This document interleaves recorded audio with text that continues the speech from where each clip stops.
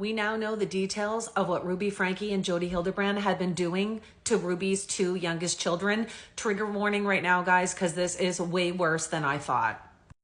As you know, Ruby Franke was in court today. She pled guilty to 4 out of the 6 child abuse charges, and she has agreed to testify against Jodi Hildebrandt. From her statement released by her lawyer this week, it sounds like she is putting a lot of the blame on Jodi Hildebrandt.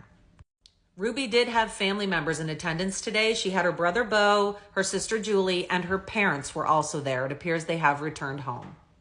They did appear to arrive together, and when Ruby entered the courtroom, she did turn and look at them and smiled. If you haven't seen the courtroom footage yet, it is in my previous post.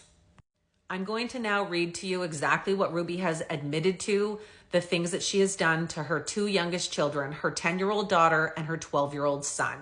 She's admitted to 4 counts out of the 6 of child abuse, and it appears to have started May 22nd, 2023. I am going to read some of this just to make sure that I get all the facts straight, so bear with me. One of the first things I noticed in this document was that it does appear that Ruby Franke is taking responsibility for doing some of this to her children.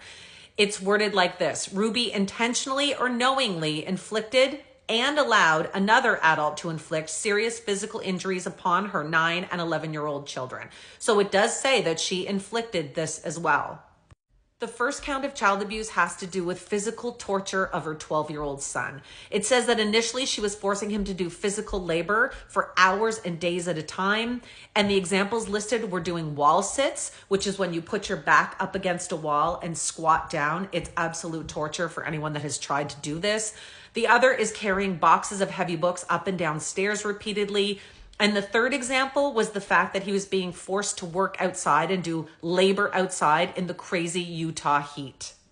As you know, in Utah, temperatures can get up to over 100 degrees. This is one of the things that Jodi Hildebrandt's neighbor had actually told the police about, was that she would look outside and she would see the children outside in crazy hot temperatures doing gardening. It also listed that he was made to do all of this barefoot and that he was also forced to stand outside in direct sunlight for hours and even days at a time. He was also forced to stay outside at all hours of the day and night for extended periods of time. This, of course, resulted in, as you can imagine, extremely serious sunburns. It resulted in blisters and repeated sloughing of the skin. So his skin was literally peeling off. He was denied food and water while he was doing this, and he would actually be punished if he was caught drinking water while he was outside. It went on to say that if they did feed him, he was given extremely bland, boring foods like a piece of chicken and some rice, while the rest of the family had a normal meal. He was being isolated from everyone in his life, and he was also refused any form of entertainment, which of course included electronics, but it also included books and any kind of paper. It also says that he apparently tried to run away previously. It was in July, and it looks like once they got him back, that is when they started restraining him. They initially tied up his wrists and his ankles, and they would tie him to weights or to Ruby as well. They also would get him to lay on his belly, and they would put his hands behind his back, handcuff his wrists, handcuff his ankles, and then tie the handcuffs together. This apparently caused excessive damage to his tissue and his muscles. And once he had open wounds, they would put some sort of homeopathic remedy on it, put duct tape over the wounds, and then put the handcuffs over the duct tape. The document also listed 3 specific incidences that Ruby Franke has admitted to. Number 1 was that she was kicking him while wearing boots. Number 2, she said she held his head underwater. And number 3, she said she would cut off his oxygen with her hand over his mouth and nose. Count number 2 is for the severe emotional harm she caused to her son.